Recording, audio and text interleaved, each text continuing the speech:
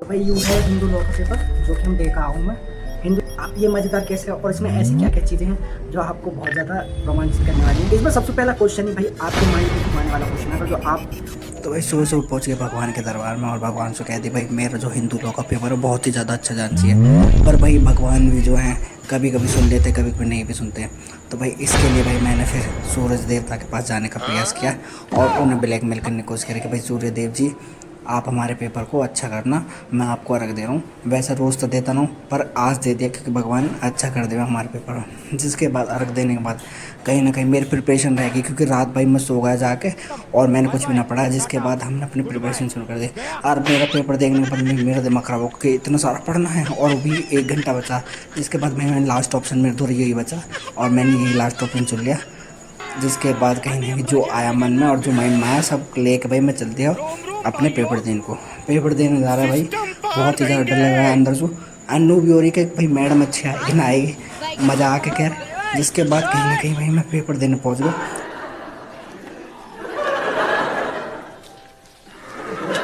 2 hours later. शीतल तो शीतल है, शीतल अदिति तो नहीं है ना? नहीं नहीं अदिति शीतल है। मगर तू तो बोला था कि अदिति निशा है। निशा मुन्नी है ना? अरे तो फिर अदिति कौन है? निशा है। चुप रहे यार तुम लोग, चुप रहे। मेरे और मेरे दोस्तों के बीच कहीं ना कहीं घनघोर डिसीजन होने के बाद कहीं ना कहीं भाई हम घर को निकल लिए और घर पे जाते जाते मैं ये सोच रहा था भाई कितने क्वेश्चन मैंने अच्छे करे कितने क्वेश्चन बुरे करे। जिसके बाद घर जाके मैंने कहीं ना कहीं पेपर का रिव्यू कर दिया है हिंदू लॉ का पेपर जो कि हम देखा हूँ मैं। हिंदू लॉ के बारे में बताऊँ आपको तो भाई पेपर बहुत ही ज़्यादा मज़ेदार पेपर है। अगर जो इसके बारे में बात करेंगे आप ये मज़ेदार कैसे और इसमें ऐसी क्या क्या चीज़ें हैं जो आपको बहुत ज़्यादा रोमांचित करने वाली हैं। भाई मैंने जब पहली पेपर देखा तो मेरा भी कुछ ऐसा लगा कि भाई हिंदू लॉ में इतने अच्छे तरीके से पेपर बनाने वाला कोई व्यक्ति हो सकता है। बस CCSU में पहली बार मैंने इतना अच्छा पेपर देखा अपनी ज़िंदगी में, बता रहा हूँ। अब अच्छा कैसा है मैं आपको बताता हूँ। तो हम स्टार्टिंग करते हैं पेपर कैसा है पहले। तो हम पेपर क्वेश्चन से बात करते हैं। इसमें सबसे पहला क्वेश्चन ही भाई आपके माइंड को घुमाने वाला क्वेश्चन है। अगर जो आपने हिंदू लॉ पढ़ा है और आप हिंदू लॉ के बारे में सब जानते हो तो भाई आप पहला क्वेश्चन देखोगे हु इज़ हिंदू। अब बहुत से लोग कंफ्यूज जाएंगे भाई हु इज़ हिंदू, हिंदू में क्या लिखना है। तो बहुत से लोग लिख जाएंगे कि भाई इसमें हिंदू वो होते हैं जो हिंदू धर्म फॉलो करते हैं। ऐसे लोग लिखे हैं क्योंकि मैंने जितने भी मेरे दोस्त हैं सबने ये लिखा कि हिंदू धर्म फॉलो करते हैं वो हिंदू होते हैं और जिनकी मैरिज वैरिज पता ना जो भी उनको मतलब माइंड में आया वो लिख के आए। पर इसमें सबसे बड़ा कैच पता क्या है। अगर जो आपने कोई भी जैसे कि हिंदू अडॉप्शन मेंटेनेंस एक्ट 1956 और हिंदू लॉ पढ़ा है और जितने भी एक्ट है उसमें 4 एक्ट हैं टोटल, जैसे उसमें गाइडेंशिप वाला भी और जो 4 एक्ट है उसमें सब में हिंदू की डेफिनेशन दी है। सबसे बड़ा कैच है और उसमें डेफिनेशन पता क्या है कि हिंदू कौन होते हैं। हिंदू वो होते हैं जो कि हिंदू धर्म को फॉलो करते हैं। और हिंदू का नाम जो आया है वो कहीं ना कहीं सिंधु से आया है। सिंधु क्योंकि नदी थी और वहाँ पे आक्रांत आते थे वो लोगों को कहीं ना कहीं आइडेंटिफाई करते थे हिंदू। सिंधु नदी से कहीं ना कहीं हिंदू नाम पड़ा है। और हिंदू में अगर जो बात करूँ हिंदू में कौन कौन आते हैं तो आपको लिख कर आना था भाई सिख जैन और बौद्ध हिंदू में आते हैं ये भी। सबसे बड़ा कैच बता रहा हूँ ये मुझे भाई बहुत अच्छा लगा क्वेश्चन कि भाई बहुत ज़्यादा अंदर की तरफ से पूछा। बहुत से लोग भाई बहुत इस क्वेश्चन में गलती करके आए। मेरे दोस्त की बात करूँ मैं खुद। इसमें तो दूसरा क्वेश्चन वो भी मज़ेदार है। इसमें दूसरा क्वेश्चन पूछा गया पितृक संपत्ति से आप क्या समझते हैं। पितृक संपत्ति आप बहुत से लोग हैं भाई इसमें भी गलत करके आए मेरे दोस्त। मैंने उनसे पूछा पितृक संपत्ति का मतलब है कहीं ना कहीं जो आपकी पैतृक संपत्ति चली आ रही है। आपने ही लिखा होगा सबने कि भाई पैतृक संपत्ति जो चली आ रही है। हाँ यूँ भी सही चीज़ है पर इसमें एक कैच ये है कि भाई पैतृक संपत्ति वो भी हो सकती है जो कहीं ना कहीं आपसे रिलेटेड है। यानी जैसे कि आपकी पैतृक संपत्ति आपकी पत्नी की और आपकी रिलेटेड हो वो भी पैतृक संपत्ति होती है। इसमें केवल लोग लिखा है कि पैतृक संपत्ति वो होती है जो कहीं ना कहीं बस मेल से रिलेटेड होती है। इसमें वाइफ से भी रिलेटेड हो सकती है पैतृक संपत्ति। तो वो भी एक छोटा सा कैच है। अगर तो आप ना भी लिखा है तो भाई ये ज़्यादा कुछ दिक्कत ना है। पर मैं क्वेश्चन के बारे में बताऊँगा। तीसरा क्वेश्चन आता है इसमें कि एक संयुक्त परिवार में कर्ता की विधिक स्थिति बताइए।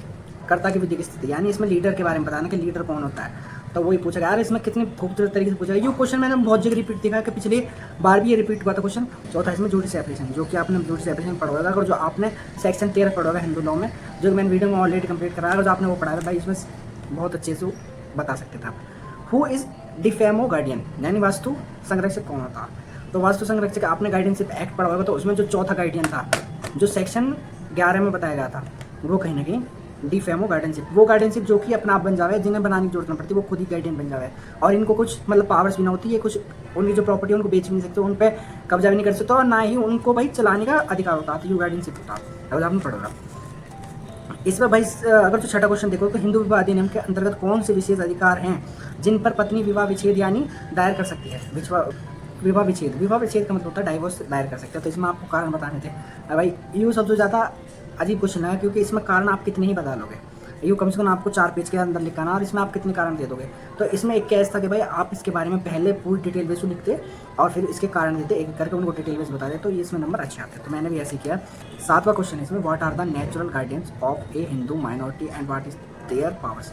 यानी हिंदू गार्डियंस कौन होते हैं और उनकी पावर्स क्या होती हैं। तो यू डिफेमो वाले में मैंने आपको बताया था, यू नेचुरल गार्डियन सबसे पहला होता है, और इसकी भाई पावर सारी कुछ होती हैं। मतलब ये तो इसमें जो पावर्स बताई गई है हिंदू गार्डियन, तो आपको मैंने बता दिया कि भाई जो कहीं ना कहीं गार्डियनशिप एक्ट में यू आता है, सबसे पहला जो गार्डियन होता है नेचुरल गार्डियन, यानी खुद ही बन जाते हैं, वो परिवार के सचित होते हैं। पर ये जो ज़मीन है उसको बेच नहीं सकता, उसको केवल पट्टे पर दे सकता है, वो भी जो कोर्ट की जाता है। बहुत सारी चीज़ें थी इसमें जो हमने ऑलरेडी वीडियो में पढ़ाई थी। तो भाई यू क्वेश्चन भी आया है। अगर जो इसमें 8वें क्वेश्चन की बात करें तो हिंदू उत्तराधिनियम 1956 की धारा 14 के अंतर्गत दिए गए हिंदू स्त्री के संपदा के अधिकार पर सापेक्ष टिप्पणी कीजिए। भाई यू बहुत इंटरेस्टिंग क्वेश्चन है। ये मुझे लग रहा था कि भाई यू आएगा 100%। इस पर मैंने वीडियो बनाई थी। भाई ये इंपॉर्टेंट क्वेश्चन है, और ना आप में से कितने लोगों ने देखी और आपने ना देखी।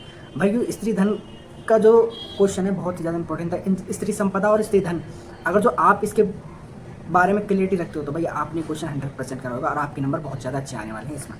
इसके बाद कहीं ना कहीं हमारा जो खंड से है, खंड सी चल जाता है, यानी सेक्शन सी, जिसमें हिंदू एक कैच है। इस क्वेश्चन में भी एक कैच है। देखो, Hindu marriage is the sacrament और एक कॉन्ट्रैक्ट, यानी वो एक पवित्र संस्कार है, संपदा है। तो उसके बारे में बताओ भाई, ये बहुत ज़्यादा इंपॉर्टेंट क्वेश्चन है।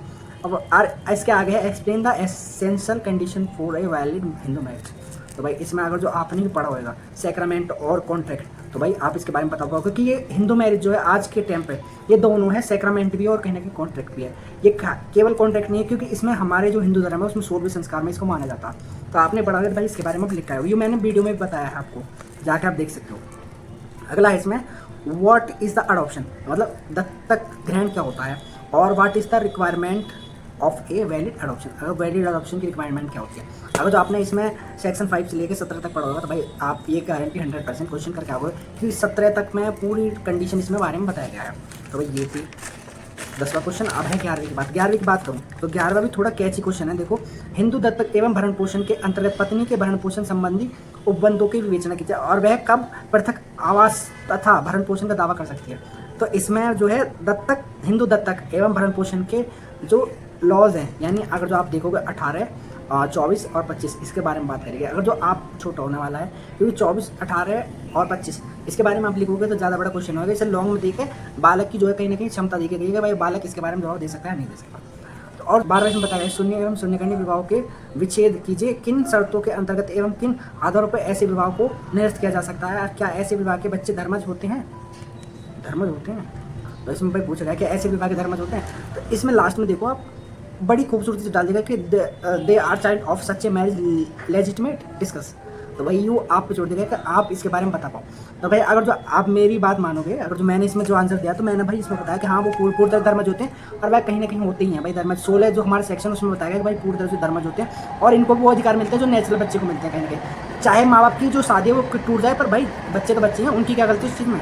इसमें तो 13 है भाई। 13 क्वेश्चन का है the various source of Hindu law and dual the rule of custom in development of Hindu law, यानी हिंदू विवाह की विभिन्न स्रोत की विवेचना कीजिए एवं हिंदू धर्म के विकास में रूढ़ि की भूमिका को बताइए।